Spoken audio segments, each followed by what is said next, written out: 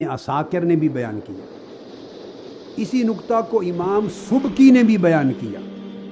امام ابن عقیل الحنبلی سے بھی بیان کیا، اور وہ فرماتے ہیں کہ صرف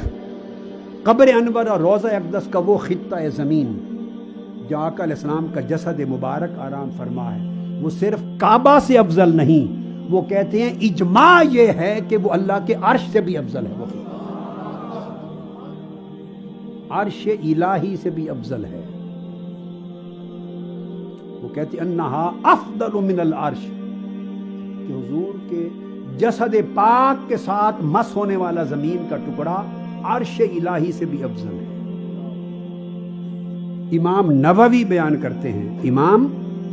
نووی تصریح کرتے ہیں، بڑی لطیف بات کرتے ہیں، وہ کہتے ہیں اللہ کی شان دیکھیے، یوں تو آسمان، علماء نے ایک بحث یہ بھی کی کہ زمین افضل ہے یا آسمان، یہ بھی بحث کی، اب میں اس بحث میں نہیں جا رہا، اس کا آخری نقطہ امام نووی کی زبان سے بیان کرتا ہوں، صاحب ریاض الصالحین۔ تو امام نووی فرماتے ہیں ان کا موقف ہے کہ آسمان افضل ہے زمین سے، اور وہ فرماتے ہیں کہ جمہور علماء کا قول یہ ہے کہ آسمان زمین سے افضل ہے سوائے اس خطہ ارضی کے جس پر آقا علیہ السلام کا روضہ اقدس ہے۔ اب یہاں آپ نے دیکھا یہ بھی فضیلت مکانی کی بات تھی، اب فضیلت مکانی کی اس پوری گفتگو کے بعد امام قسطلانی جو شارح بخاری شریف ہے، 3 شروع ہیں دنیا میں معتمد اور معتبر ترین، جن کو پوری دنیا میں قبولیت عام ملی، اور ہر اہل علم اور ہر شیخ اور ہر عالم کے سامنے صحیح بخاری کے لیے 3 شروع ہوتی ہیں، ایک امام عسقلانی کی فتح الباری، ایک امام قسطلانی کی ارشاد الساری،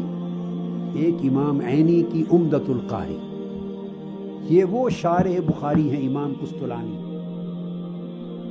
اور المواہب اللدنیہ کے مصنف ہیں۔ اب امام قسطلانی شارح بخاری وہ المواہب میں بیان فرماتے ہیں کہ جس طرح آپ نے مکانی فضیلتوں کا اصول جانا کہ آقا علیہ السلام کے جسد اقدس کے ساتھ زمین کا جو ٹکڑا مس کر رہا ہے وہ عرش الہی سے بھی افضل ہے، اور ساری فضیلتیں اس کی افضلیت کے سامنے ماند پڑ گئی، جس طرح حضور کی نسبت نے اس مقام کو وہ عظمت دے دی۔ امام قسطلانی فرماتے ہیں اسی طرح ہم یہ کہتے ہیں کہ یقیناً جس رات کو یہ شرف حاصل ہے کہ اس میں میلاد مصطفیٰ ہوا، وہ شب قدر سمیت کائنات کی ساری راتوں سے افضل ہے۔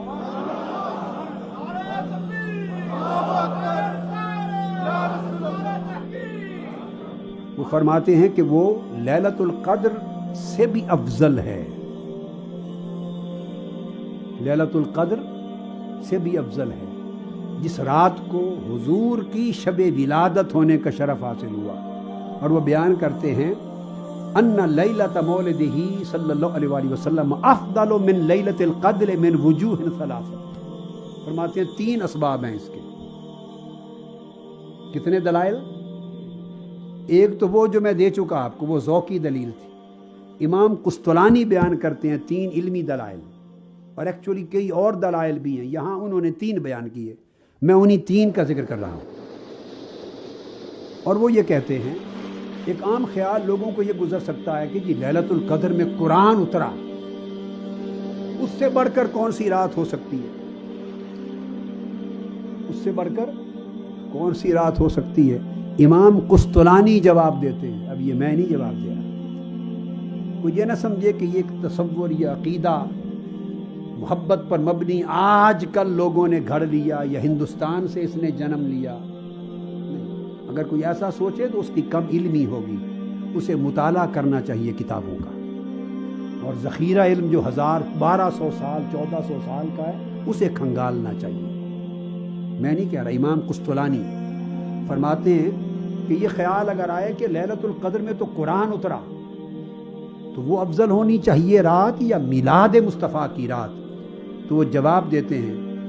کہ لیلۃ القدر اس لیے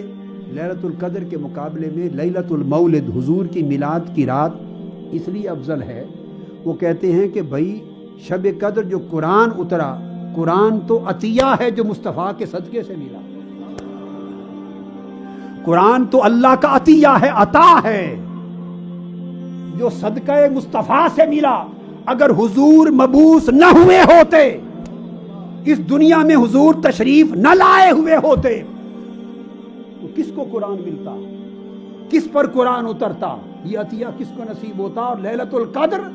شب قدر کیسے بنتی؟ ارے وہ قرآن کو شب قدر کی خاطر تھوڑا اترا ہے، وہ قرآن حضور پہ اترا، تو وہ اللہ کی عطاؤں میں سے ایک عظیم ترین عطیہ ہے۔ ارے جو عطیہ جس رات میں اترے وہ تو افضل ہو، اور جو اس عطیہ کا واسطہ اور وسیلہ اور سبب ہے جس رات وہ خود تشریف لائے، اس کی عظمت کا عالم کیا ہوگا۔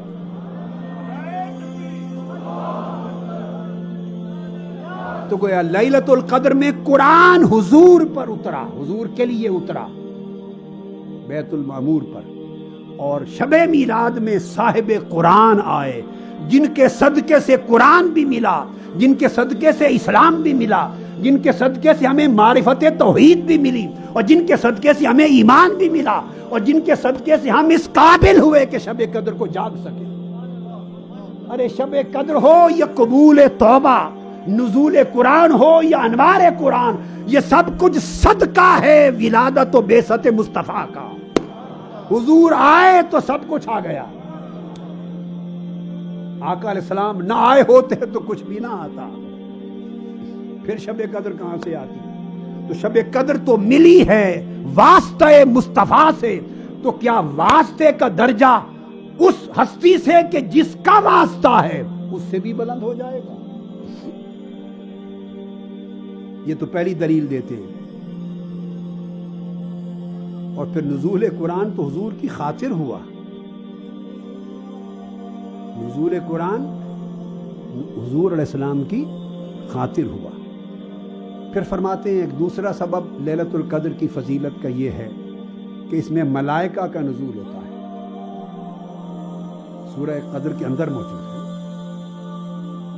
تنزل الملائکۃ والروح، اس میں روح الامین جبرائیل امین کا نزول ہوتا ہے اور ملائکہ کا نزول ہوتا ہے۔ پھر امام قسطلانی فرماتے ہیں کہ اس رات لیلۃ القدر میں ملائکہ آتے ہیں، زمین پر اترتے ہیں، شب میلاد میں مصطفیٰ زمین پر تشریف لے آتے ہیں۔ اور ملائکہ کا نزول اس کی فضیلت کیا معنی رکھتی ہے ورود مصطفیٰ کے ساتھ؟ یہ ملائکہ تو چوکیدار ہیں حضور کے گھر کے، یہ تو حضور کی اہل بیت کے چوکیدار ہیں، یہ حضور کے صحابہ غلاموں ولیوں کے گلی کوچوں میں پھرتے ہیں۔ حضور کی امت کا ولی سویا ہو تو ملائکہ اس کے سرانے اور اس کے پائیں کھڑے دعائیں کرتے ہیں۔ ملائکہ حضور کی امت کے صالحین کے لیے دعا گو رہتے ہیں۔ ملائکہ مجالس ذکر کو ڈھونڈتے گلیوں کوچوں میں پھرتے ہیں، جہاں حضور کے امتی اللہ کا ذکر کر رہے ہوں ان کے ساتھ بیٹھ جاتے ہیں۔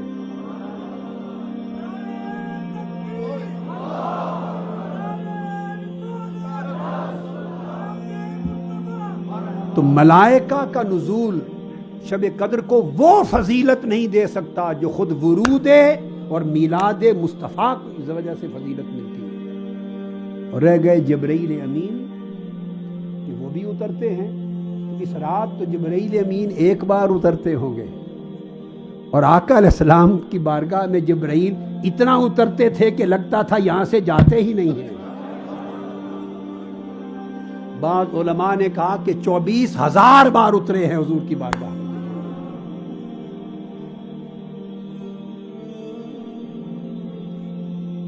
تو جس رات حضور کا ورود ہوا وہ رات شب قدر سے افضل ہے جس میں ملائکہ کا ورود ہوتا ہے۔